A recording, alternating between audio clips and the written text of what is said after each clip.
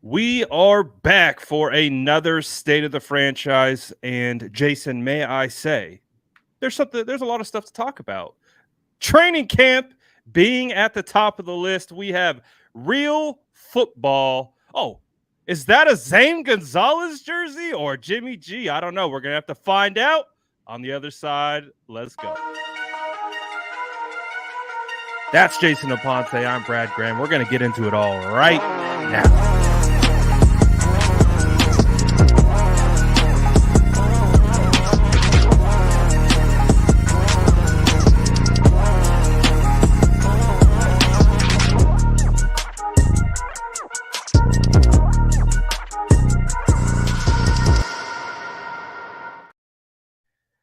What? Let's go. Hey, Zane Gonzalez so far has not missed a single kick of training camp. Look at this man stunting. That is what you call swagoo, ladies and gentlemen. Woo! And he's got the 94 throwback all white. Let's go, Zane. Nothing but respect for my kicker in this competition. That's all that matters. Nothing but respect from my kicker. Give my man more reps. He hasn't missed a kick. This is ridiculous right now. Zane Gonzalez, Hive, we are buzzing. Let's get it. Well, guess what? The Jake Moody Hive over here, we're going against the Zane Gonzalez Hive. We got all different kinds of hives buzzing around the San Francisco 49ers right now, stinging each other back and forth. But that's what makes talking 49ers somewhat fun, isn't it, Jason? Just all the different opinions, reports, evaluations. It just makes for a good time. It means that football's back, doesn't it? We're all the way back, Brad. Conflicting reports, victory laps, just immediately, like after 2 days of practice, completely jumping to people getting things absolutely wrong. Like it's just we're back. Training camp is absolutely 150% back, and I love it here. But nothing but respect for my kicker, who deserves a little bit more at this point. Nothing. Shout out to the Spicy Sourdough Squad in the chat. Good to see you guys again. You guys already know what it is. We got a lot of stuff to talk about today. Do we want to bury the lead, or do we want to just hop right into it? Day 3 happened today. So, of course, the number one thing on the top of all 49er fans' minds is the quarterback position. Jason, do you want to recap what we kind of got from today, from day 3's training camp, I guess, regarding the quarterback position? Yeah, I mean, at this point, that's all people really want to hear about. You know, like I literally tried to like soften the mood, you know, a little bit with the kicker stuff, you know, but I think it worked. No, I think it did too, and I'm glad that you guys understand, you know, that was supposed to be funny, man. But yeah, I mean, this is really what to talk about, because I do have interesting thoughts about the way things have been split up in terms of reps. And I think that's where we should start, aside from the fact that now there are a lot of people that now all of a sudden, and this is what, our third training camp. Well, I haven't been there yet. This is your third training camp. I'll be there soon. Our third training camp covering this. Now, all of a sudden, there's a lot of discussion about context with numbers, who dropped what, where this was, but that never seemed to be the case when we were banging the table telling you that when a guy goes 4 for 4, it doesn't mean that he's throwing darts down the field. He threw 4 checkdowns. There's ways to contextualize it. Now, all of a sudden, when Brock Purdy is rusty, because naturally he would be going up against the best defense in football, now we need to contextualize why. But it wasn't like that for Trey Lance. It was never like that for anybody else. All the people that are doing this right now, all you're doing is telling on yourself more and more. The bias has to come out of your analysis. All you had to do was say that from day one. Not, I knew this guy was going to be good. This is what's going on. And now, oh, wait, well, he's struggling because they dropped some passes and the defense was really good. No. You should have been on that. And now you're telling on yourself a little bit, if I can get Spicy to start it off a little bit.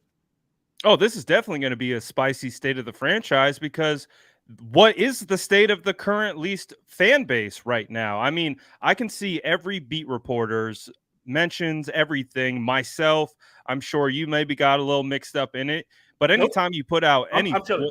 you're chilling. I'm chilling. But you can see, I mean, the entire conversation right now around the San Francisco 49ers is exactly that. It's spicy. It's probably one of the most spiciest I've ever seen it. Again, I've been independently covering the Niners since 2018. I've been through 2020. I've been through 2018. You know, we went through all of those things, and there's been a lot of conversations about Jimmy Garoppolo, and then, you know, even Jimmy Garoppolo. What was it? Nick Mullins, C.J. Beathard. Then from when they drafted Trey, and then that whole situation leading up till now, it just feels like it's a snowball, right? Like we've gotten to this point where it's all just kind of Go to that super chat. That's immediately the first thing we need to talk about. I'm not understanding why Trey is running with the fourth string players. Then we criticize his play. They said yesterday it was 30 minutes in between plays. Tia, thank you for the donation. And this is where I want to start, Brad. Okay? Yeah. Because I feel like there's something weird going on. And here's why. You have 3 quarterbacks that all need reps for individual reasons. One needs to get back into the flow because he's a starter. That's Brock Purdy. I understand you're on a pitch count. Okay. 2, Trey Lance desperately needs reps over everybody because he's needed reps since he was drafted. yes. And 3, Sam Darnold is the guy that everybody, you know, Kyle Shanahan says, oh, well, it took Steve Young until the age 31 that he was good. Cool. I'd still like to see him get reps because you know what? I still have a little part of me that says maybe there is something in there. The one person that does not deserve reps is Brandon Allen. Brandon Allen does not deserve reps. The 3 guys that potentially have played football or have a higher ceiling deserve reps. It feels like the 49ers are now giving you an idea of what's going to happen. Brock Purdy's your starter, rightfully so. And one of these 2 young men, Trey Lance or Sam Darnold, will not be with this team going into the season. And you're sitting there saying to us that you'd rather see Brandon Allen get valuable reps and evaluate him more than you would Trey Lance or Sam Darnold. I pass it to you, Brad. Please help me make it make sense. Please. That was one of the crazier things from yesterday's practice. Again, I was there yesterday, and when you started to realize it, the first package was Brock Purdy getting first team reps, Trey Lance getting second team, Brandon Allen. Then it went to Brock, Sam, Brandon, Brock, Sam, Brandon, and I was like, wait. I was like, I can understand them rotating or splitting every other, but then it switched. The cadence switched where they were holding one of the guys out for multiple rotations. And again, I've talked about rotations since back to last training camp. I talked about the offensive line. I did not love how they rotated Brunskill and Brendel every other play. Like it felt like every other play and every other rotation. They were constantly rotating.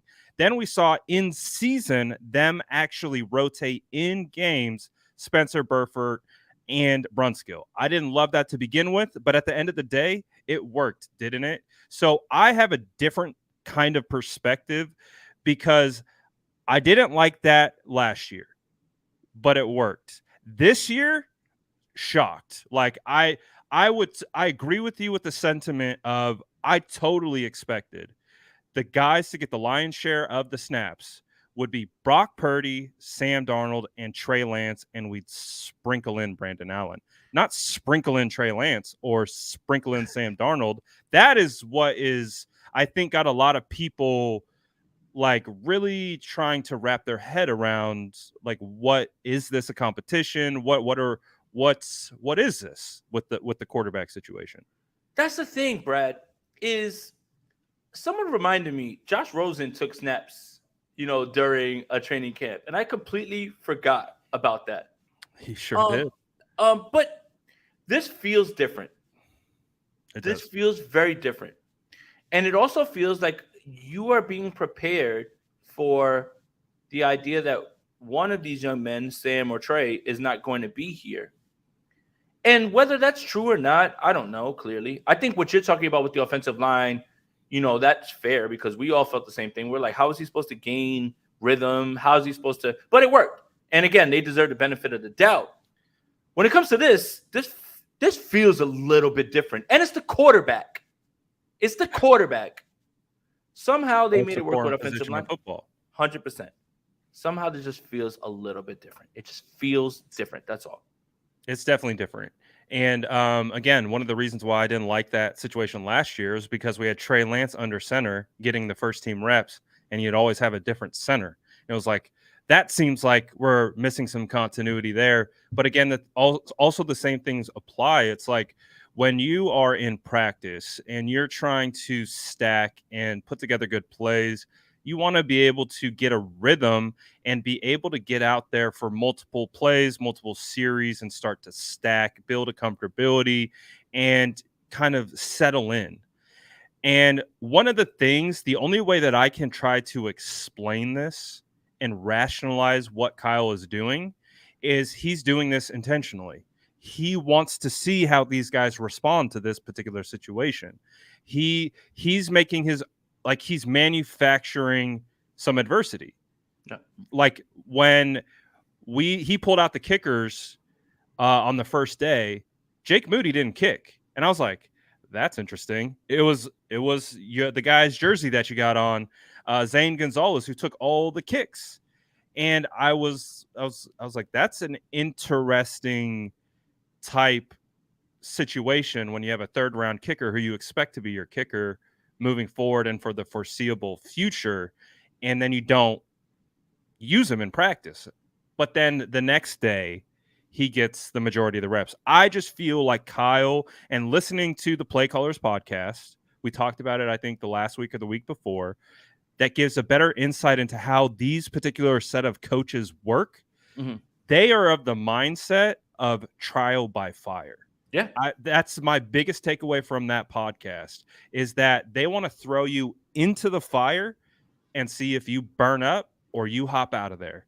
So that's really the only way that I'm trying to like rationalize how Kyle is splitting these reps. He's testing someone and he wants to see how they respond.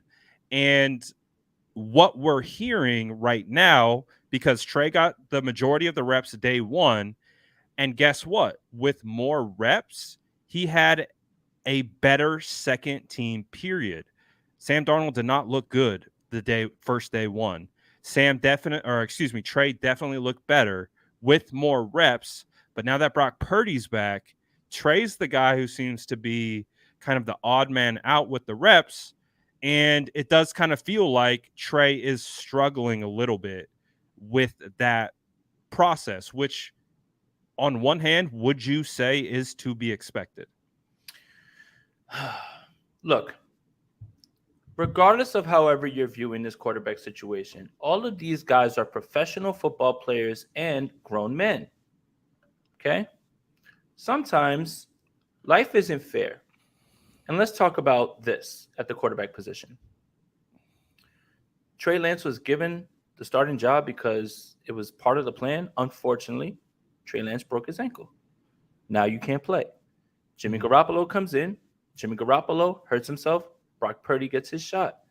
Brock Purdy wins a ton of games for the 49ers and puts up as many points as we've seen in a long time. And if you listen to the Kawakami and Kyle podcast, it was basically, you have to seize the opportunity when you get it. That's exactly what Brock Purdy did. Yes. I'm going to take it back. There's a lot of examples of guys losing their jobs to injury. Ask Wally Pipp who Lou Gehrig is. That's a whole thing. Alex Smith, Colin Kaepernick, right? Like it happens, okay? It's unfortunate. It's not fair. I think the bigger frustration comes from the fact that we still don't know what Trey Lance is, and that is fair. But let's just put it in layman's terms. An employee at your job goes out and you fill in for them for about a week and a half. and you do such a good job that they have to now evaluate whether, well, this person's been here, he has this and this flaws, but this person who was pushed into the fire has literally done a job that now we cannot ignore. It's unfortunate. Life isn't fair. Life is very rarely fair. And that's kind of the frustration that you're feeling about this. But at the same time, it all makes sense as to why Brock Purdy has been given this first chance, because he won all those games. And there's still, let's talk about this, there's still a sentiment around the 49ers and the fan base that if Brock Purdy was healthy for the NFC Championship game, the entire game, the 49ers would have won. And there's a little bit of unfinished business when it comes to that. And I think when you watch the Super Bowl and you watch what the Chiefs were able to do with motion, putting the Eagles secondary in a blender, that's exactly what Kyle was about to do. All of that stuff means what you're getting right now. And again, we're in day 3. None of what you've seen in day 3 means that what's going to happen in week 13 or whenever it is. But all of this makes sense. It does. And I just want to put it in perspective in layman's terms, in terms of things that people can understand, that if I'm a manager at a position and I go out sick for a certain amount of time and there's an employee who's right behind me and he takes this job while I'm gone and he does such a good job that now my employer has to look at me and say, you know what? We don't need you anymore. This young man, we can pay him a lot less, has done, or this young woman, we can pay them a lot less, and they can get the job done. I think that's the only way we could talk about it.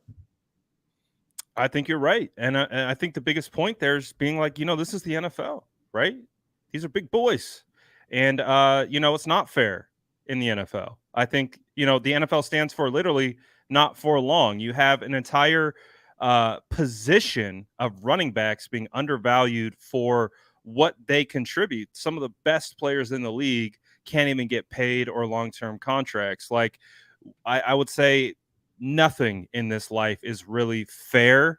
And what is Kyle Shanahan's number one goal? Winning games? Winning football games. If it's with Brock, Sam, Trey, or a potato, it doesn't matter. He wants whatever is going to put him in the best position to win football games. And that's why I think when I was talking about this whole 49ers quarterback competition coming up, it was all about go out and take it. Go out and earn it. Like for Trey Lance, we knew it was going to be an uphill battle to begin with because of what Brock Purdy did last year. They've told us this all along the way. We've known this all along the way. And again, unfortunately for Trey, he got hurt. You already talked about that. And he lost those opportunities and those reps that he needed.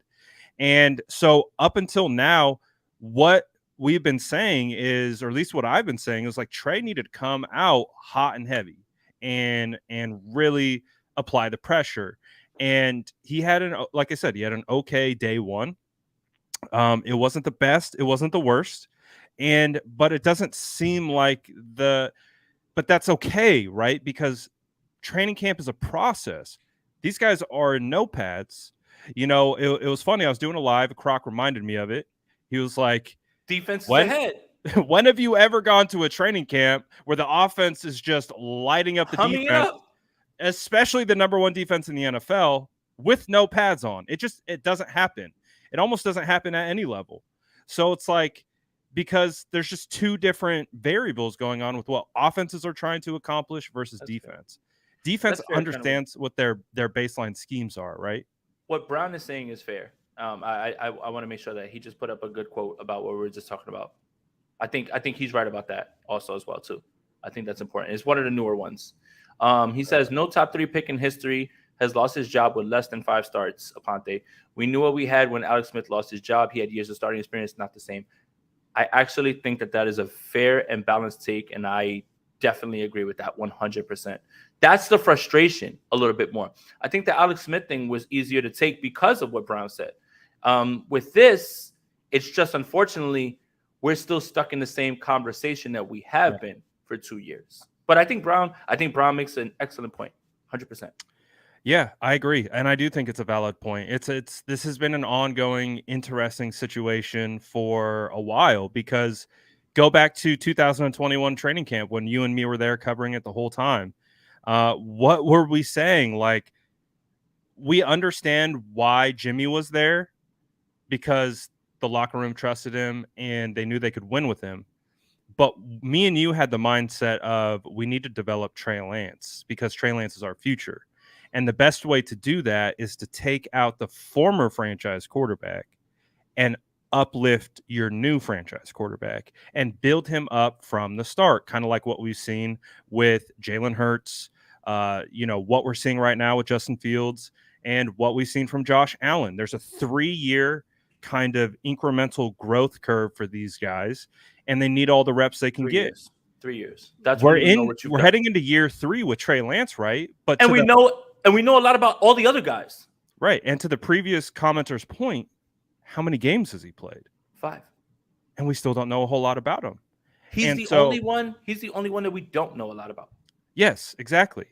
And so it's just we're not coming on here and saying like, oh, this is all part of the plan. Everything's going the way it should go. I think it's almost the quite polar opposite is like, this is new for you and I of how we try to rationalize, again, something we're not a part of, something we talk about all the time and we definitely track and pay attention to. But it's just like, hey, this is new for us too. Yeah. We haven't seen a rotation like this. We haven't seen this type of situation before. And remain fluid. Fluid. When this should be the way that you go through life. Forget sports takes or the way that you evaluate players. When you're presented with new information, you are allowed to be able to say, hey, look, we got it wrong. Brad, let's hold ourselves accountable. Accountable. I'm down. Okay? Trey Lance is drafted by the 49ers, and the first thing that you and I say, and many people say, start Trey Lance. Start him immediately. Do not mess around. Let him get his started. Well, I understood that while with that sentiment, the 49ers were not going to make the NFC Championship game. They probably were going to go up and down at times. But You know what? The 49ers don't care what we think. They did what they thought was right. They started Jimmy Garoppolo, and guess what? They got within minutes of making the Super Bowl. And who's wrong? We are. We were wrong. Like, it's okay to use new information, and when new information is presented in front of yourself, is to change what you're thinking. If Kyle Shanahan was playing somebody that was woefully ineffective, couldn't get it done, you would be screaming, why haven't you put in someone else? So in the same way, while you have a sentiment and you believe that for a little while, that isn't something that you should be so steadfast in that you lose sight of the fact that you still have to win games, and this is a result-driven business. At the end of the day, if you're not winning games, get your ass out of here. Regardless, can I say ass? Is that like the closest thing we do? Okay. Oh, you're good. No, I know no cursing. But that's the thing, is you have to be able to understand that while you had a plan for the young man, and guess what? Unfortunately, things happen, and they didn't work out the way you thought it would. You have to do what's right for the franchise going forward. And you would have a tough time selling most of this fan base on you starting someone else other than Brock Purdy at this point. And I completely understand the logic and reasoning behind it. Practice is practice. Mm-hmm. Film is film. Mm-hmm. One guy has a ton of good film. Yeah. One guy has a ton of good film. One guy has done it in real life. Right. One guy has very little film. And you can say, I would like to see more from him. I think we all would. But at the end of the day, what have you seen and what can you predict?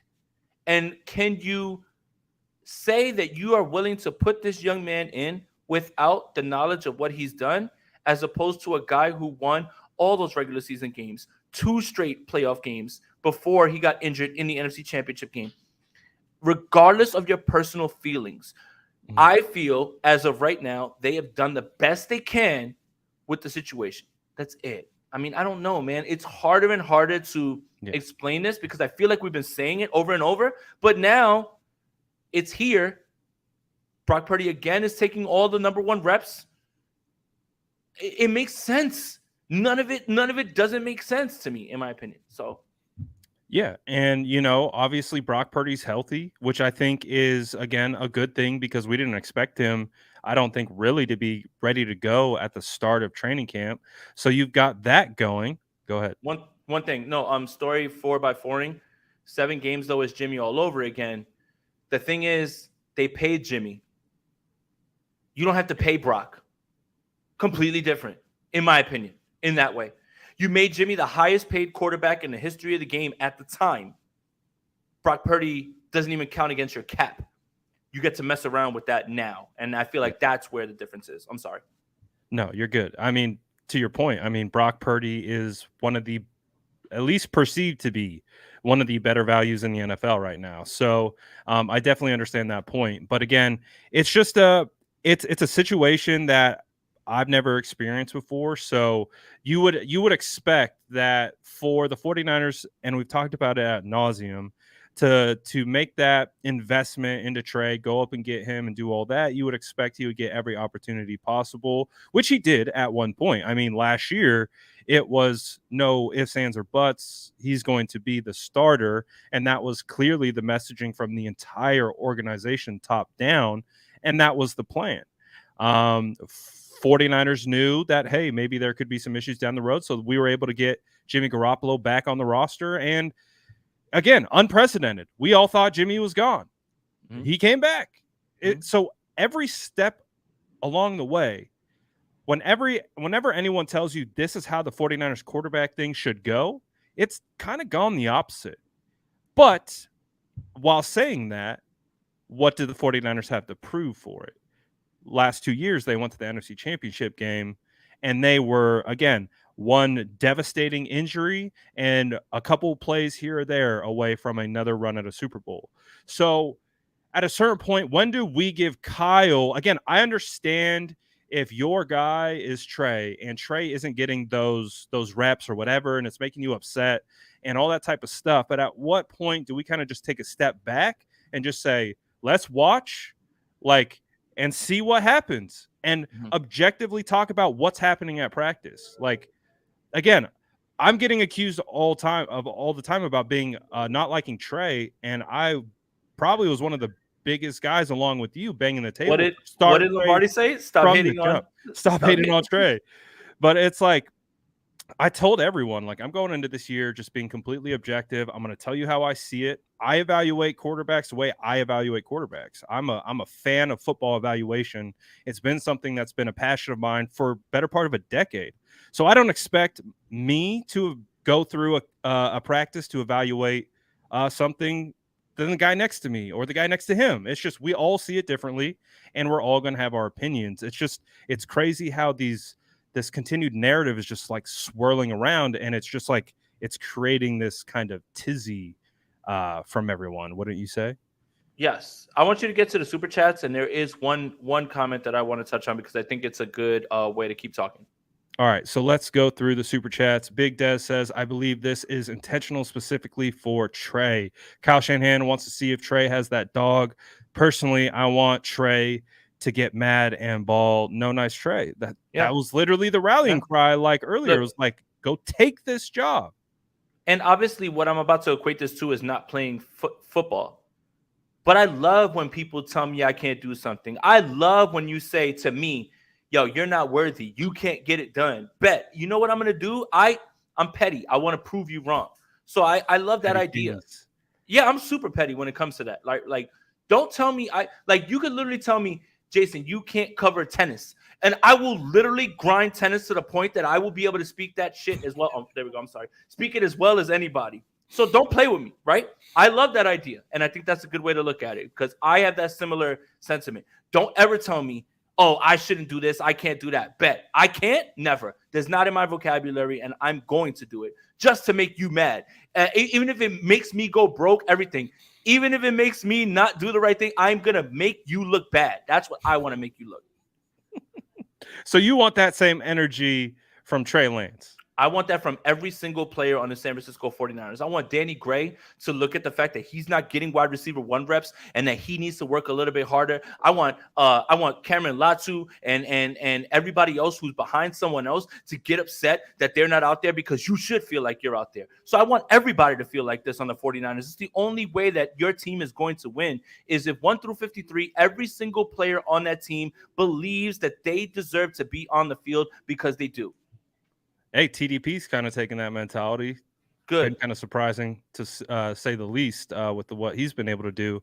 Mumbo says Trey seems to do better against the first string defense. I mean, another thing. The 49ers have a really good defense. And Brock Purdy's still not – and Nick Bosa's not even around. That's another thing we need to talk about. And also, when you're talking about unpadded practices – the secondary always holds an advantage. They're the ones that can actually push and pull, right? Like, you're not going to know what the offensive line is. You're not going to know what the defensive line is. And guys aren't going to be able to hit. Secondary, wide receivers, those are the guys that you're going to look at and say, here's who's winning, and that's what you do in the first few days. And quarterbacks. So I think it's important to understand that, because what people don't seem to understand is, I had someone comment, well, they're still going to be going up against the number 1 defense when the pads are on, but the offense is going to install way more to get at the defense. And if you listen to the Play Callers podcast, that's all Kyle Shanahan wants to do, is fight against the guys across from him. He's battling Steve Wilks. He's battling that defense. He wants to show that defense that we are the superior unit. Iron sharpens iron. So for me, it's important to contextualize it with that. In the beginning, the defense is always going to have an advantage. Now, when the pads go on, they'll have an even more advantage because they're going to hit. But the offense is going to have more of an advantage because Kyle Shanahan is going to install more. And you're going to see more. And guys are going to be in more of a rhythm. And you're going to see more of the regular 49ers starters. Christian McCaffrey every day. Deebo Samuel every day. Brandon Ayuk every day. George Kittle every day. That's when you're really going to find out where they are. That's why it's so trivial right now to use these first few days and just say, this is what's going on, this, and this. And it's just like, it's kind of infuriating, just a little bit. It is. I mean, look at Brock Purdy's first 4 reps of training camp. Pitch, play action, pitch, which was a drop by Dwelly, pitch. Those were his first 4 reps. It was 3 pitches and a play action pitch, and the ball was dropped. So it's like, just gotta contextualize everything. I know that word gets thrown around a lot when talking about the 49ers, but it just proves it's like there's so many different ways to evaluate something, and I think there is room for proper context and being able to quantify, like, okay, one guy didn't look good today, but he's not dead. He can come back tomorrow and have a great day, and then another good day. And like everyone is kind of freaking out about the last 2 days of Trey Lance, there's a lot of training camp left. There's 100%. Joint practices. We haven't even got to pads yet. Like we're playing 2-hand touch right now with a bunch of grown men who are used to hitting each other. Like, and they want to hit. Happens. They want to hit. They want to hit so badly. Absolutely. Jordan Mason gave a little welcome to the NFL shoulder to Jair Brown. Shout out to Tig, man. That's my guy, man. Let's go, man. Tig kind of went, whoa. I was like, okay. I was like, right. Hey, JP was running hard that second day of practice. Well, let's put the pads back on. I'd love to see Tig get his shot again. Tig got that dog in him. he does. I can't wait. L Fox says, I don't see a quarterback 1 competition, and Brock is the starter. Of course, they're going to give him the most reps. He needs the reps to be ready for the season. And yes. You protected, Jason? None. Yes. 100%. Nothing that needs to be added to that. None. I agree. I think that's pretty fair, right? Because most quarterback 1s get all the first team reps, correct? And a guy who is coming back from a UCL injury, who literally was putting points on the board that nobody has seen from this team since a guy named Steve Young was on the team. Yeah, I think that's fair. Yeah, I think it's fair too. Good super chat. Good donation. Great. We have another one coming in. It says, it's a cutthroat business. I just hope one of these guys rises to the challenge and ends this divide in the fan base. Well, Paolo, thank you for the donation.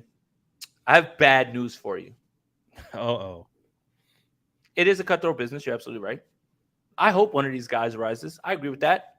ends the divide in the fan base. Oh no. But Yeah. I appreciate the sentiment, and I would love nothing more than that also. But you have to remember, we're all 49ers fans. This goes way further back than Trey and Brock, Trey and Jimmy, Montana and Young, Cap Alex. Young and Bono, Cap Alex. Cap Alex was a spicy debate. I remember that. I remember listening to the radio all the time and just, oh man, it got real spicy at one point. I fear, or Derek Carr, I mean, not Derek, David Carr and Alex Smith. I fear that the 49ers were gifted quarterback heaven and we're doomed to quarterback hell from there on out. And after Steve Young, it's been nothing but that. So 49ers have been in quarterback purgatory, essentially. Yeah, it's like you make a deal with the devil and you get what you want early on and you're great, but you move on and regime after regime, you're having different conversations about the quarterback. Seems to be the 49ers fans' MO. I just wish that we had Twitter when Montana and Young was a thing, because I always remember my father. I'll always remember my father. I will not watch this team if they do not stick with Joe Montana, who is Steve Young. He was terrible at Tampa Bay. Yeah. Steve Young pulls up, MVP, highest rated passer, electric, completely quieted down.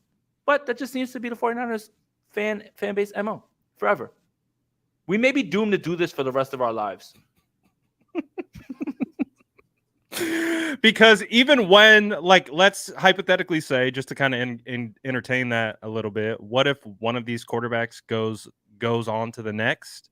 Do you feel like there's always going to be like the people in the wings ready to be like, I told you so? Any mistake, any setback, like, I had someone kind of feels like this is going to be an ongoing thing. I had someone literally bring that up, that it feels like we're on the other end of a 30 for 30. You stick with Brock, then you move Trey, and then Trey becomes the guy that you thought he was at the number 3 pick. And then, like, this is how the intro to the 30 for 30 goes.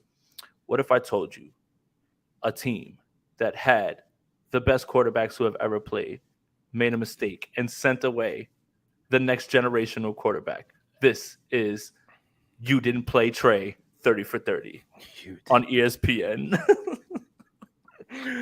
Oh man, but I mean, that's a possibility. We're really waiting for. Oh, Jesse, I need it.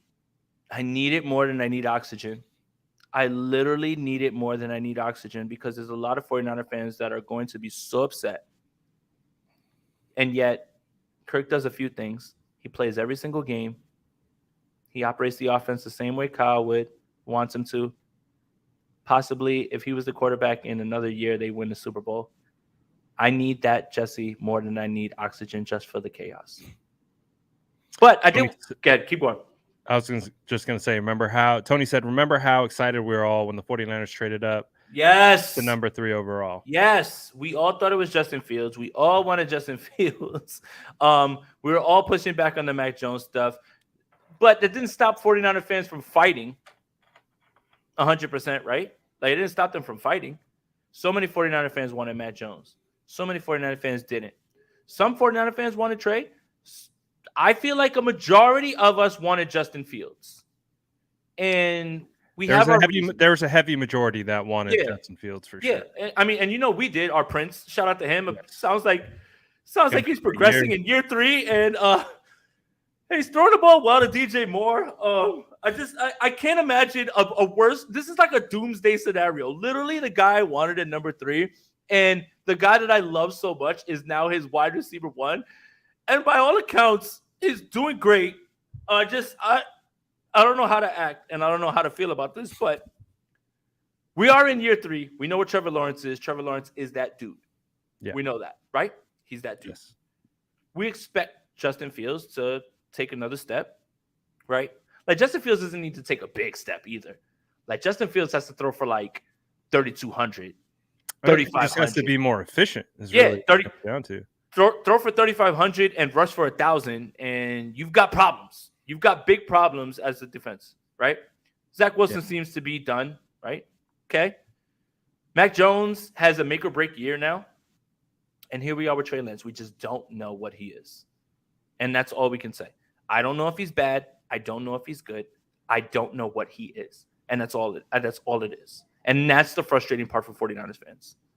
Zach Wilson's bad. Zach Wilson's bad. Justin Fields has a chance to be good. Mac Jones has a chance to solidify himself. And Trevor Lawrence is that guy that he's been since he came out the womb, which is QB1. Yeah, definitely. So, again, just trying to kind of like bring back the entire quarterback conversation. I think it's important to remember it's day 3 of training camp, and there's just so much more. There's so much more that I think we can get into, and the evolution of this entire process. But from everything that you've seen, again, I was at practice for the first 2 days. What is your kind of overall takeaway from everything you've seen so far? I mean, from the videos I've seen and the people that I trust, including you, just relax, chill out. I mean, we haven't even seen the offense be on the field all the way all together. The 49ers defense is very good. I have a tough time making a strong opinion, especially because I'm not there. That's another thing, guys. I don't want to be that guy, but I don't want to hear your strong opinion if you haven't watched, if you're going off the word of people that align with your thoughts, right? Right. And I want to say that one more time. You have a strong opinion which aligns with the people that you believe align with your thoughts. That's not evaluating. That's not evaluating. Because what would you call it? You're projecting and you are jumping into a hive mind. You are jumping into a hive mind. If someone that I trust says something that aligns with what I thought and what I predicted, then, it's absolutely right. But if that same person that you align with says something that doesn't align with what you thought, is it now all of a sudden, oh man, maybe I was wrong? I do think that right now it's an exciting time because there's football. Enjoy the reports. I think that's the most fun part. But just remember, you have your own eyes. You can make your own decisions. Just because one person says something or they believe a certain thing doesn't necessarily mean that because it aligns with what you thought that it's the gospel truth. That's it. Just use your own brain. You got it. I trust 49er fans. They're amongst the smartest in all of football. And very passionate group.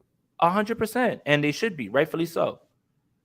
But the whole idea of like, well, I usually listen to this guy and he said this, this, and this, so it has to be right. I think you can take an informed opinion and still not refer to it as the gospel truth. But I did want to get to this. Do we have any more super chats? Because I did want to get to this one. We have one more. Keep going. We got two. Yep. For some reason, I can't see the comments. Is that me or you just super chat? So what's this one say? Roberto Davis says, I hope whoever starts plays the whole season and we get number 6. I don't care which one starts. I care about number 6 Lombardi. That is all that matters. Roberto, from your mouth to 49ers fans' ears. And I think that's the way that everybody should be looking at it. 100%. Thank you for the donation. Very generous. Right. I think it's important to say right now that Brock Purdy, Sam Darnold, Trey Lance, and Brandon Allen will all have good and bad reps. Yes. That is the reality of the situation. And whenever someone says and states the actual facts of the situation, doesn't mean they're being mean to the person that you like. 100%. It just means they are reporting the objective truth of what's actually occurring at practice. They're not taking shots at your guy. They're actually stating what has happened, which isn't that what you want to hear? What happened? Objectivity has no bias in it. It's literally the word objectivity. Objectively, this is what's happening. That is no bias. So, again, depends on who you look to. So I got a super chat on my channel. Like I said, for some reason, they're not showing up. They're in the start. They're in the start. Yeah. let me double check really quick. Yeah, for whatever reason, I can only see comments from your live. So Tia sent a super chat. Shout out to Tia for the super chat. So I'm just going to read it. She says, I think the fan base is rooting for Purdy. The problem is how we say Darnold still can be good after 5 years, but Trey is a bust after 4 games. That is actually, I agree with that. It's hard to have like a definitive stance on either guy because we've seen a lot from one, and he's shown on tape that he's struggled, made a ton of turnovers in over his career, and is why he has bounced around. And then we have another guy on the other hand who we just haven't seen enough of. So it's obviously an interesting situation regarding it all, but it's interesting. I also got another super chat that just came through that says from Boxing Fan that says Crawford or Spence. That's tomorrow's fight, right? That's whose house I'm going to somebody's house to watch this fight, and I have no idea who's fighting. Okay, I was about to say I'm completely out the loop. I have no idea what you're talking about. So apparently there's a fight tomorrow. I've been focused on the pay-per-view battle of 49ers training camp, but apparently there's a fight coming up, Crawford or Spence. I'll be honest, I haven't been paying attention to that at all. The 49ers have kept me real busy. So I'll just say a name. Spence. There you go. Run to your local bookie and put Nope, don't do that. Please do not do that. This is not financial advice. I had a way better idea of the Gervonta Davis Garcia thing. I knew Gervonta was going to beat him because Garcia just did not have that dog in him. Like Gervonta was bullying him too much in the press conferences. He just looked scared. I haven't seen any of this stuff, and I literally have no idea who either of these two young men are. But I am going to go to somebody's house and drink up all their alcohol and eat their pizza. So I don't care. Don't care. I don't care. Oh man. So what's the next step? Do we continue to talk about the quarterback? Do we continue to talk about like all the things back and forth? Because I think the at least my takeaway is that there's still plenty of pieces to put this puzzle together. There's only been three practices, no pads. The reps are interesting, but it also doesn't define the entire story and what is coming down the pipe. So we got practices on Sunday, Monday.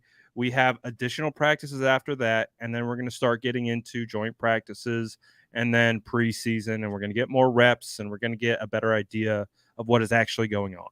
I did want to say this because I did see the comment. This is what I was trying to get to. It was about something about if the 49ers were an East Coast team that spent 3 first-round picks on the quarterback and they didn't get it right, they would be getting grilled. The reason that I'll push back on that is it's not because of the media. It's because despite the 49ers giving up 3 first-round picks, they went to an NFC Championship game 2 times in that time, and they've hit on so many later-round guys that it has made up for that. And now the optimism is their first-round picks are back. So do they deserve to be grilled, maybe possibly on the evaluation and the miscalculation of what they sent? Sure. But you know how you escape all that? By winning a ton of games and making it as close as you can to a Super Bowl that you have despite giving up the 3 first-round picks. If this was the New York Giants and they gave up all those picks for Daniel Jones, let's just say, whatever, and they were 4-12, 5-11, 6-10 every single year, you're damn right they'd be grilled. Well, the 49ers have never done that. Not under this time. So that's why you do not grill them about this.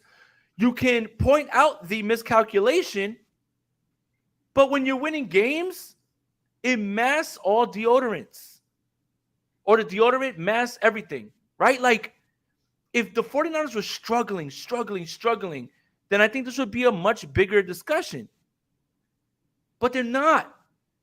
The 49ers have the first best or second best odds to win the NFC, and no one knows who was starting in week 1. What does that say about this team? What does that say about this team? That you can have quarterback proof in some sense, right? You can have this giant miscalculation that people deserve to point out. But you still are looked at as the class of the NFC, I think that's the reason that they're not grilled as much.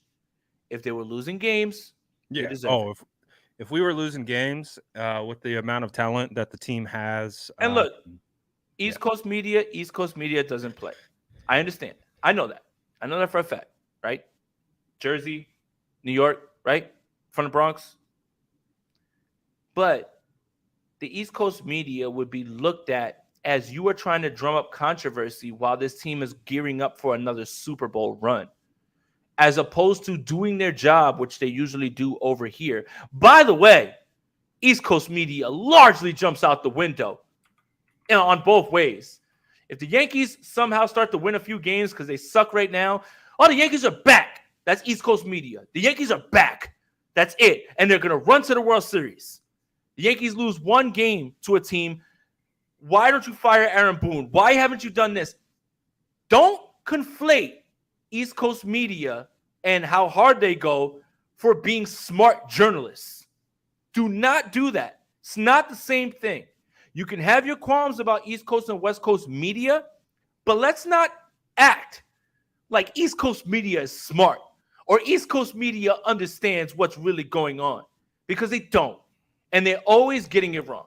So that's the part that I want to say. That's it. How about this, Jason? Since as I think the main topic that we've kind of been going around about regarding the 49ers quarterback situation is that it's ongoing. It's nothing set in stone, but also it is what it is. What's happening at practice is what's happening. And that's what's going to be talked about. So we're going to take it in as it happens. Doesn't mean you have to like it. Doesn't mean you have to agree with it. Doesn't mean you can't question what's Kyle Shanahan doing over there? What are the 100%. refs looking at? Why is that happening? That's the thing. If he's not escaping, I'm not telling you that he escapes any sort of culpability, anything like that. You can ask these questions, of course, but you can also objectively look at this team and say, how are they in the mix and they fumbled that pick so badly, whatever it is that you feel? Doesn't that have to do with roster construction? Doesn't that have to do with coaching? Doesn't that have to do with the way that they built their organization, Brad? Yeah. Hey, I get it. You're not going to be batting 1,000 on everything. And again, there's still a lot to go on. So how about this? Let's 49ers dropped a little highlight clip. Why don't we just watch it together? Yeah, sure. I haven't watched it yet, so let's just watch it. See what happens. Love it. All right, can you see? Is a full screen up? It says click to exit full. Oh, not again. Come on. All right, I got to do this. Okay. Hit play. Still works though. 1 minute. Okay, it's Brock Purdy down. Rolling to his hey. Roll out to Ayuk. Ayuk's cooking, by the way. I mean, he's really good. Christian McCaffrey? Ayuk? Ooh. Excuse me, sir. Oh, white jerseys, RIP. Do you see Drake Jackson was right there, though? TDP? Look at Drake, man. Drake Jackson's ready. Drake was right there. Yeah. He looks angry. Dude, Drake's looked good so far, man. TDP? That's Eli. Elijah? JP Mason? Catching passes? Who's that? Oh, Tay Martin? Tay Martin? Oh, look, Eli. Elijah. He's got a lot to prove. Elijah ran really hard on day 2. Yeah. Oh. Brandon Allen. JP. More JP Mason? Who caught that? Juwan Jennings? Oh, 3rd and Juwan. Okay, boy. On Quantrez Knight? Cooking. All right, I've seen enough, Brad. You know what time it is, and you know what I'm going to say. What are you going to say? Super Bowl, it's over. I've seen enough. We don't have to play any games. Wrap it up. Where would the Super Bowl parade be in the Bay Area once they're done? Get your tickets and make sure you're sitting out there. That's exactly what I took away. Super Bowl, potato at quarterback, doesn't matter. This team's going far. Eagles are cooked. Bring it back on. Who cares about the quarterback? Kyle's the GOAT. What else? Jake Moody's great, even though I didn't see him in there, even though my kicker is Zane Gonzalez. No Jake Moody highlights. Kind of surprising. Disappointing, very disappointing. I feel like this is such a perfect opportunity to get some kicker hype going, but I also understand it. Don't want to put the cart before the horse. Kind of keep things a little bit tempered with the young buck. Jason, I want to ask you a question. And like I objectively want to talk about this real quick. He says, I'm glad Last Second Sports Jesse Naylor will be at training camp starting Sunday. Unlike Brad and David Lombardi and Kruger, he'll praise Trey without reluctance. What does that mean? Is it possible that Trey hasn't done anything that deserves any sort of praise?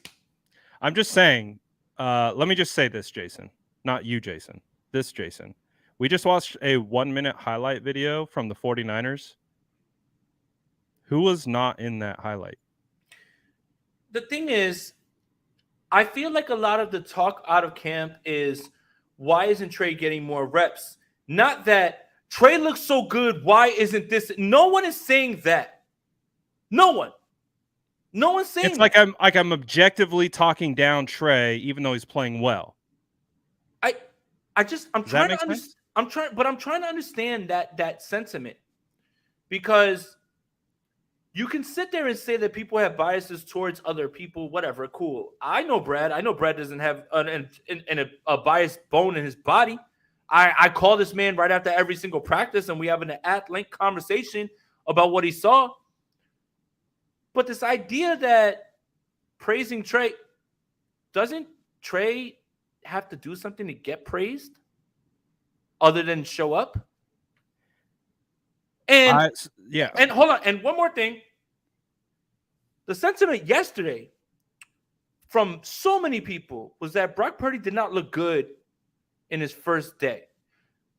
Objective minds would tell you, well, he's rusty, good defense, took him a little while to get going. What you should be excited about is that he has no setbacks. But how many people were like, oh my God, after one practice, Brock's got to go? I don't understand. I don't understand. It may help me understand the objectivity part of it and who's doing what. Because as it seems to me from not only Brad and many people that are there, there's nothing to praise from Trey other than the fact that he's there and he's actually practicing. That doesn't deserve praise. You have to do something to earn praise. In the same way that Brock has to do something at practice to earn praise. In the same way that nobody's saying Sam Darnold looks good. You know what? All three of them have looked bad from all accounts. It's funny Trey, because... But, Jason, how did Trey look good yesterday? Were you there?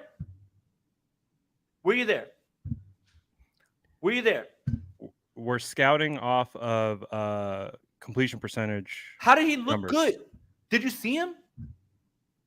I can't tell you whether he looked good or not. I wasn't there. How can you? I do want to correct something. But how can you? I was wrong. Say that he looked good. I was wrong. Trey was in the highlight. I missed it. Shout out to the chat for letting me know. This pass was from Trey. I didn't see it. Nice. There you go. Wide open. That was a good throw. That was accurate. Yeah. Looked good. I didn't see it though. I didn't see him throw it. So my mistake. I don't understand how you can objectively say he looked good. His mechanics do look good. His mechanics look way better. I don't think anybody would dispute that. The ball's coming out quicker. I think that's something that's objectively a fact. But mechanics are only good in practice. Like, I don't understand. How did he look good yesterday? Who said that? Unfortunately, yesterday it was Trey Lance started with a fumble. Again, that could be on the center. It could be on Trey. It's TBD. Well, I didn't see it. I didn't see the film. That's how I'd really be able to determine it. And then the second play was a near interception, and then everything else was a check down. So, and how many reps did he get? So what am I saying is good? He threw that pass really good 5 yards to the right. It's again going back to my initial point. And Jason, I'm not trying to pick on you. I'm just interested to understand how I'm supposed to view this, because this is the first time that I'm not at camp every single day, right? Praise someone for what? For what?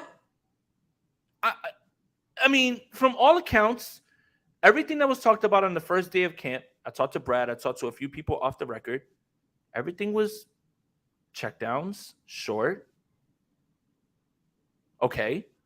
And the numbers, if someone goes 5 for 5, but they're throwing the ball 2 yards over the line of scrimmage, are you just looking at the numbers and saying, well, he looks good?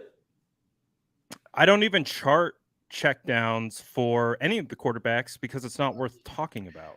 And Jason, I don't think anybody is going head over heels with Brock with praise. I think a lot of people, if anything, yesterday were slamming him more than anything. Yeah, yesterday, Brock Purdy hadn't thrown a football against live competition since the NFC Championship game. And a lot of people expected him to be 12 for 12, whatever. But who praised him? Who praised him? I feel like we all had to settle people down and let them know, okay, he may not have looked good today, but he's rusty. He admitted he's rusty, and he got out with no setbacks. That's all I'm saying, Jason. I'm not trying to call you out or anything like that. Like, I don't want to. I am genuinely interested in having a conversation because I do think this is the crux of the issue with. Yeah, but I don't watch other people, Jason. I don't watch Lombardi. I don't watch anybody else. Do you know why I don't watch them? Because I choose to be objective in my own mind. I choose to use my own eyes because I would rather be wrong and stand on what I said than have someone influence what I think. And bottom line, I'm not there. So I don't have a strong opinion. Until I'm there is when I'll be able to say wholeheartedly, this is what I saw. This is what was going on. I don't care what other people say. And this is my issue. It all goes back to what we were talking about with training camp. You're Jason. I promise. I'm not trying to. I think this is the overall arching thing, Jason. I don't mean to do that. What Jason is saying in the chat is the larger issue on Twitter right now. Everyone going back and forth about praise, no praise, bias, non-bias. It should be pretty easy. It's the first 2 days. The defense is ahead of the offense. Brock Purdy's rusty. There are no large takeaways to take away from these practices, except that Brock Purdy's getting through normally. And I don't think that there's strong opinions to be had in 2 days of practice. And the best way I can probably put it was Jimmy Garoppolo wasn't a practice guy. He was a dude on Sunday, right? He could throw 5 interceptions in a practice. Doesn't matter. They made the Super Bowl that year. Practice is practice. And I feel like right now there's too many strong opinions about 2 days of practice. Jason, I apologize if that comes off wrong. And I didn't mean to single you out. And also, for anybody who believes that last year Brock Purdy was just blowing people away at training camp, that is absolutely unequivocally 1,050% wrong. Wrong. He didn't look good and he barely got any snaps. If anybody made any predictions about that, they made that based on what they thought they could see going on. But last year, Brock Purdy got no reps. And when he did, it wasn't good. He threw the first interception in training camp. There's no way that anyone who was at training camp last year, Bradley Graham, and you can back me up on this, can unequivocally say that Brock Purdy lit it up at training camp and everybody knew that he was going to hoop, because they would be absolutely disingenuous and lying to you. 100%. They would be lying to you because it never happened. That's it.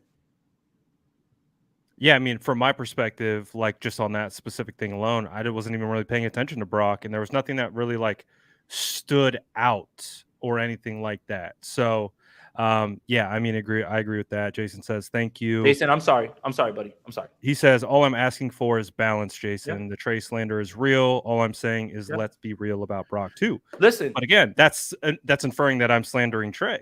When have I ever slandered Trey? And that's the thing. That's the thing, Jason. I don't slander our players unless your name's Josh Norman. That's about it. That's it. It's probably the only player in my history that I've actually gone out of my way and slandered. So this idea that I'm slandering Trey Lance is funny, in my opinion, at least. That's my thing is people had inklings about Brock out of college. Oh, he could be a dude. But anybody who tells you at training camp that Brock Purdy was blowing people away when he barely got reps is lying.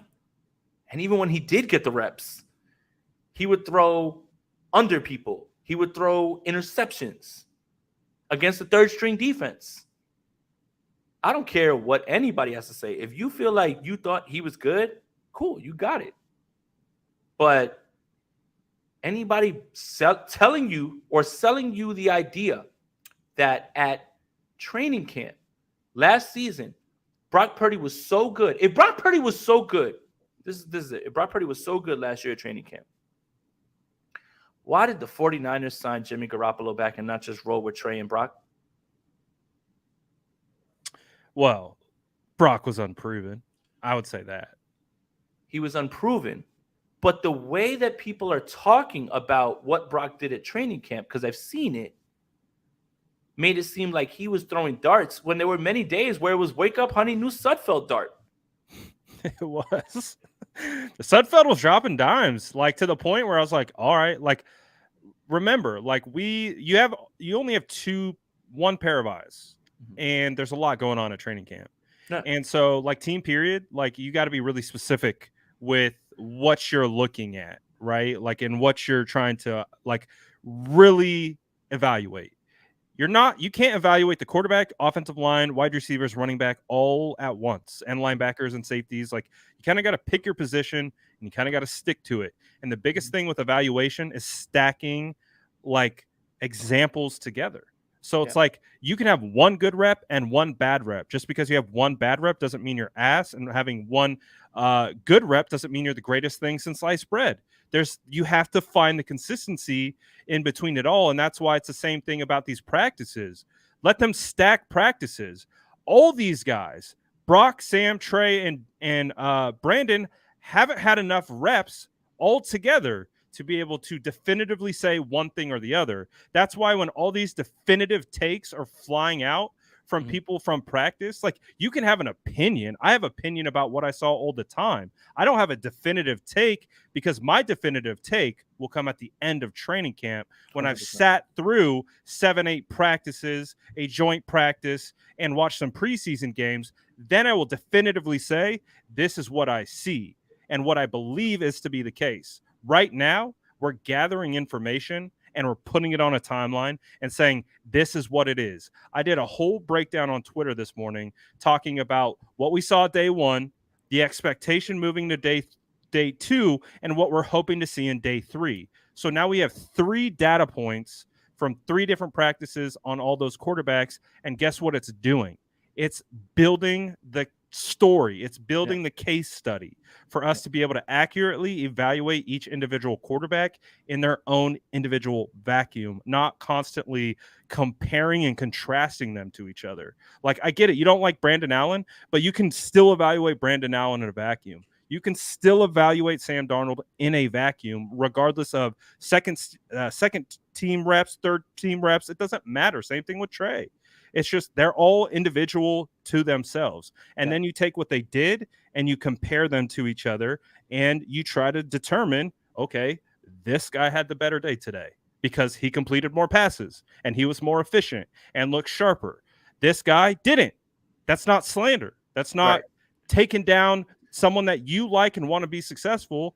And you're so frustrated that it's been 3 years and you're not hearing what you want to hear. I understand the frustration that comes along with that. But that, unfortunately, isn't how I evaluate. I'm not evaluating through the way you want to hear praise for the guy that you like. 100%. That's how it works for me. And I think objectivity is boring.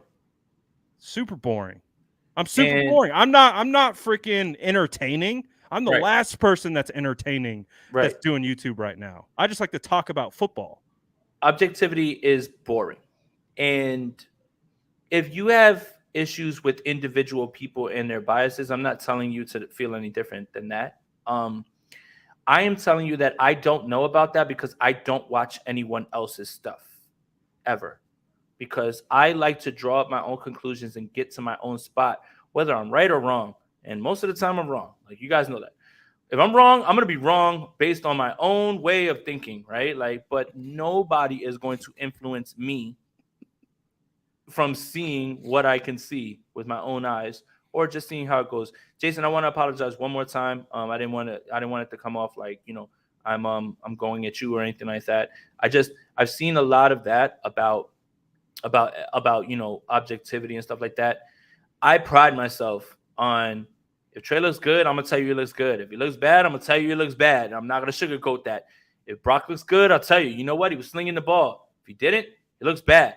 Same thing that we've done the last 2 training camps. When Jimmy looked good, Jimmy in a 2-year drive, he was like a 2-minute drive, he went down the field, scored, then he threw a pick 6 right in somebody's belly. Like, I'm not gonna pull any punches. I don't work for the team. I don't opine to work for the team. That's not a goal of mine. I think that if anybody who's here and watches me and enjoys me is because you know that I'm not going to BS anything. You know that I'm not going to sugarcoat anything.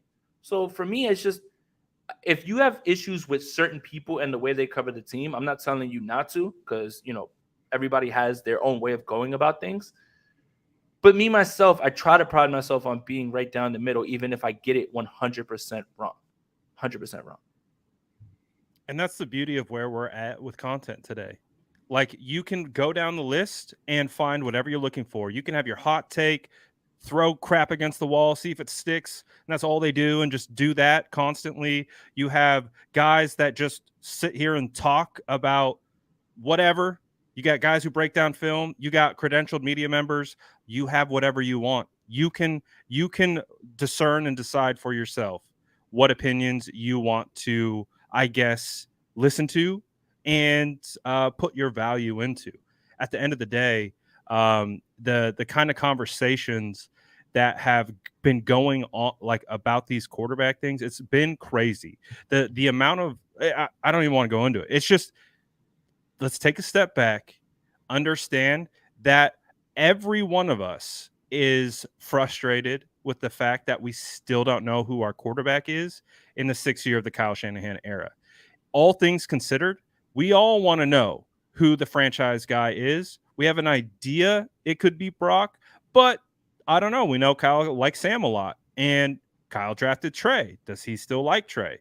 We don't know. We're trying to figure that out. What's Brandon Allen? Don't know. We're trying to figure it out. Like, again, we understand that there are a ton of people who have a heavy bias into, I'm a Trey guy, and that's my identity. I stand behind that. 100%. I'm a Brock guy. That is my identity. I think both you and I can say that we don't identify with a quarterback. Like, we identify with the brand of the San Francisco 49ers, and we talk about the players that wear that helmet and that jersey and Brad, discuss those things. Brad, when new information presents itself, you have to remain fluid and not rigid. That's when you truly get yourself into trouble. The humble man can look in the camera and look you right in the face and say, I was wrong, and I'm presented with new information.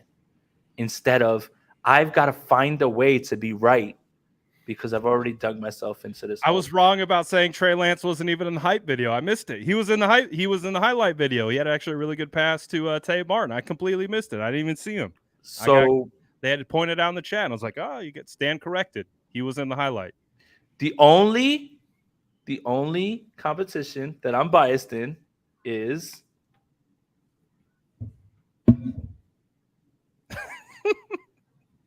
So your team Gonzalez? Okay, we see how it is.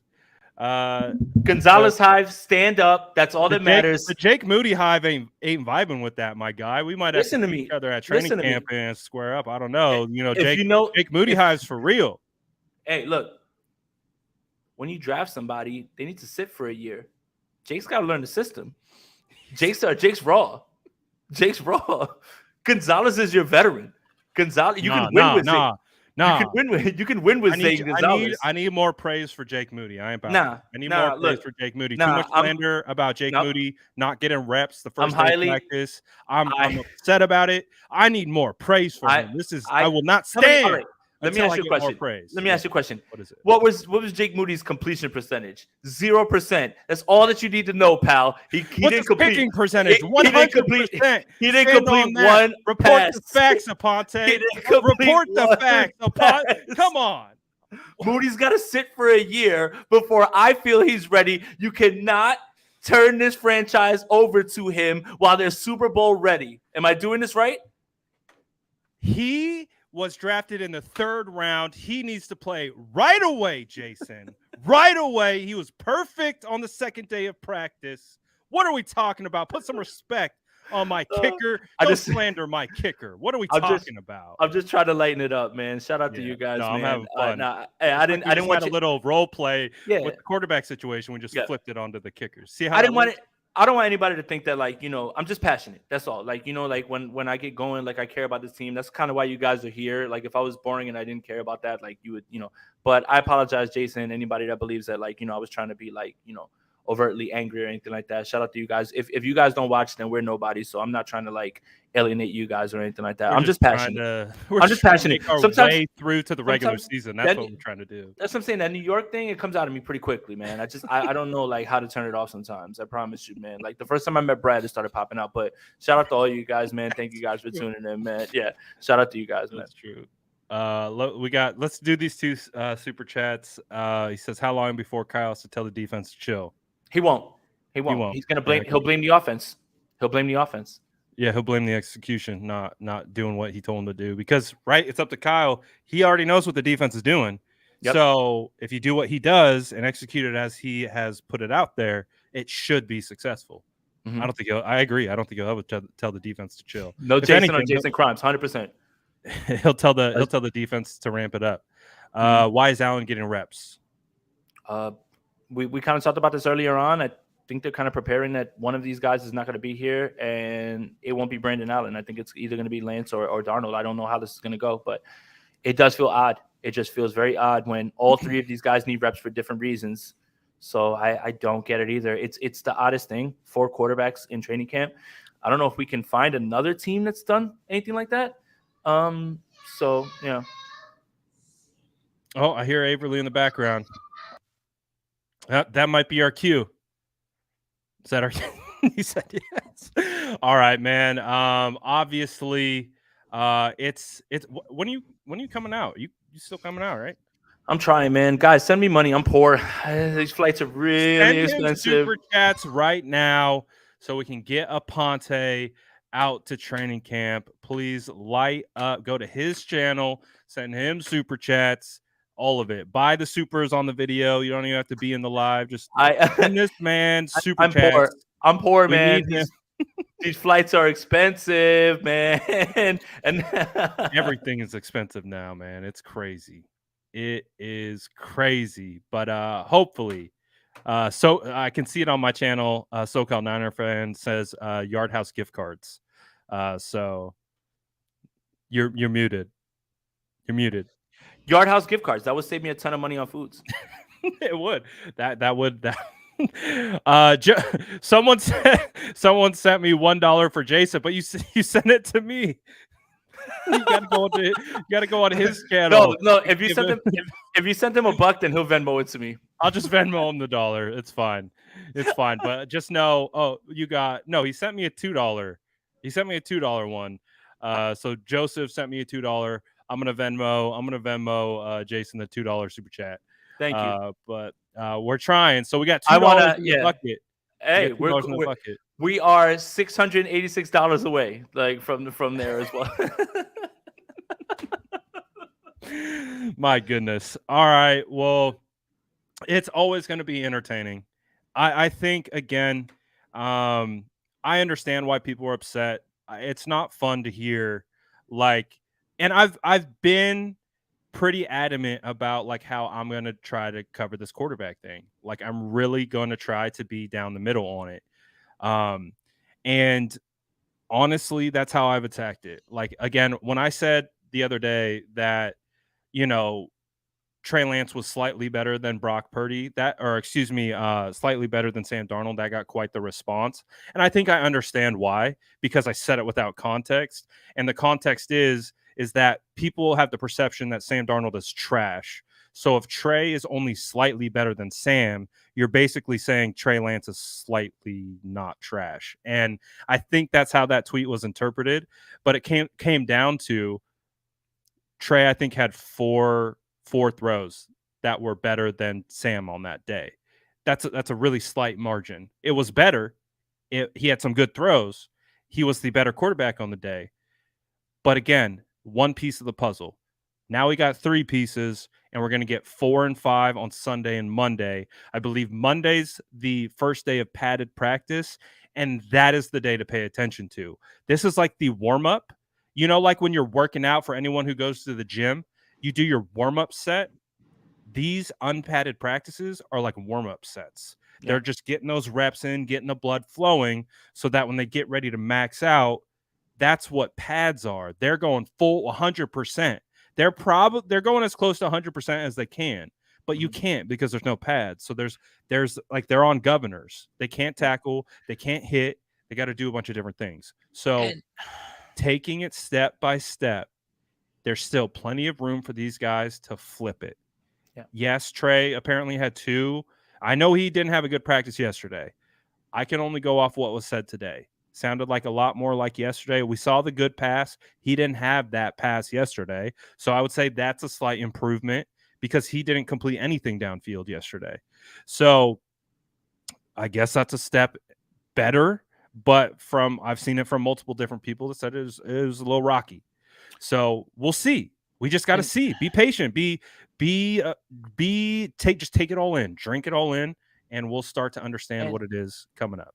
The beauty of pads is it's going to take the focus off the quarterbacks, because now who looks good on the defensive line, who looks good on the offensive line, who's making a case for linebacker 3. A lot of other things will come into focus when pads are thrown on. The quarterbacks will still be the focus, for everyone, right? Because it's the most important position. But you'll still be able to evaluate other things, and we'll start to understand where's Colton McKivitz. Has Aaron Banks taken a step? I can't wait to watch this D line, bro. Right. What is Robert Beal doing? How is Drake Jackson looking with actual hitting? Is he beating people? Does he look fast? That's what you're really gonna start to understand. So I mean, it is a warm up, but the pads are gonna tell you a little bit more than the quarterback thing, and I think that's exciting because it will take the emphasis off of it, even if that is the main focus. Yep, absolutely. So again, we're 3 days in. The story is far from being written. There's a lot of football left, and there's going to be a lot of evolutions to come, especially with the 49ers quarterback situation. Admittedly, it's been a little bit odd with the way the reps have shaken out. Not ideal performances from hopefully everyone that we wanted to see. I would love to see Trey Lance come out and light it up. That was been my hope all offseason, that he would make this very difficult. Make it prove to everyone that Sam isn't that guy, prove that he is the guy. And I think we're still in a TBD point, but there's still plenty of football left. So we'll see how it all plays out. And we're going to continue to talk about it. We're going to continue to give our takes as objective as possible, because I would gain that that's what people want, right? They want just kind of right down the middle, right? So that's my assumption, but I'm getting met with a lot of backlash for just coming right down the middle. They want other perspectives as well too. I think again, there's a certain amount of people that want to hear what they want to hear, regardless of what happens on the field, and I think that's just a poor way of going about it as a fan.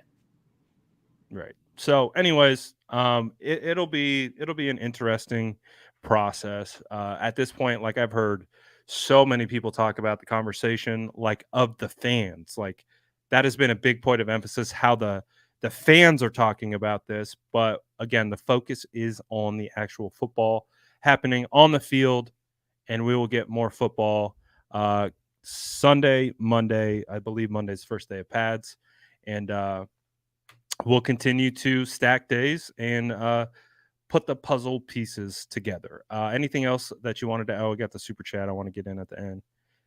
It's better that Bosa isn't here. Supposedly they're waiting for the first padded practice. They're gonna go all the way up to that deadline. So kind of what I've been hearing. He'll be fine. He's not going anywhere. Yeah, I'm not worried. I'm not too worried about it. Don't worry about it at all. I don't think anyone should be worried about it. They're gonna waive whatever fines or whatever. Well, he doesn't have to because he's on his 5th year. Oh, perfect. Even better. No fines then. So they're just waiting to see how it goes. Get Bosa paid, and you heard it here first, right? I think so. Pads? I think the first day of pads is it should be. They'll probably take it up like to the last minute. Probably when you hear about it. So yeah, it'll be fine.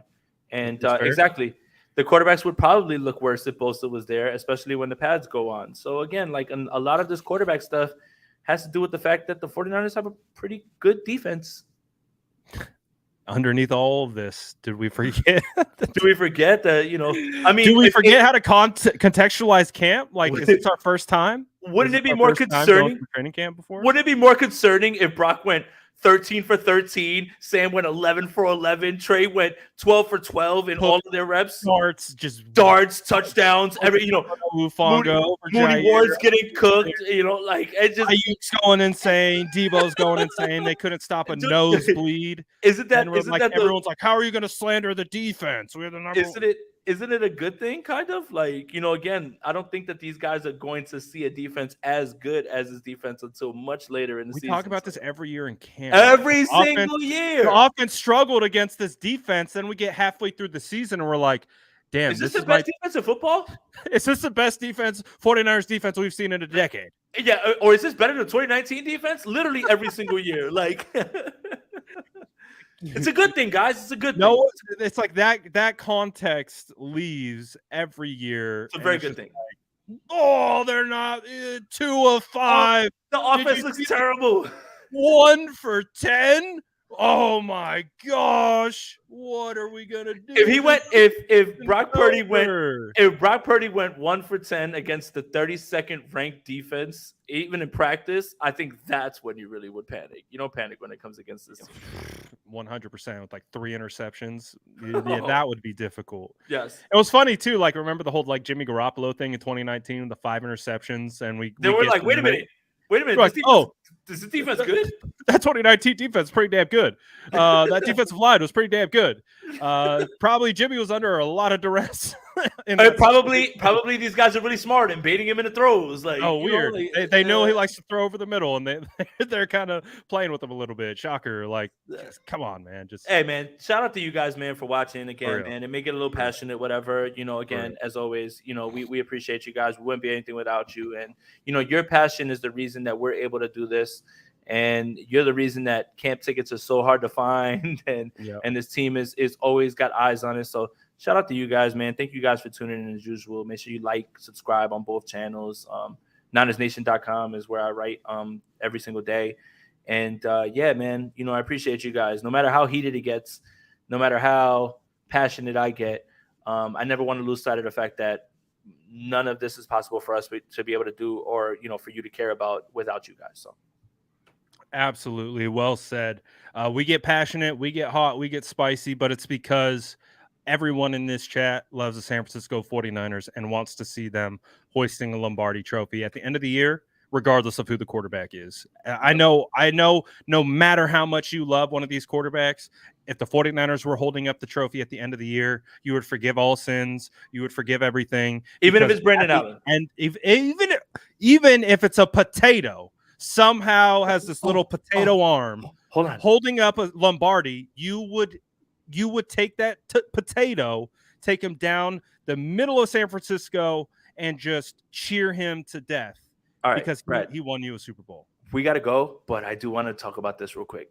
Yes. On the Shanahan and Kawakami podcast, Kyle Shanahan said if the 49ers would have won the NFC title game after Brock Purdy got injured, that they would have made a call to Phillip Rivers and had him start the Super Bowl. Bradley Graham, this is the question that I want to ask you.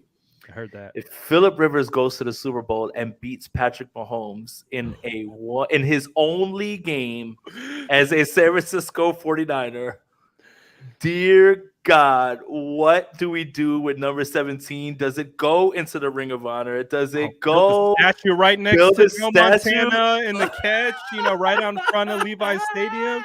You just put You Phillip know what? Rivers. That would be Comes in, he throws like 14 passes.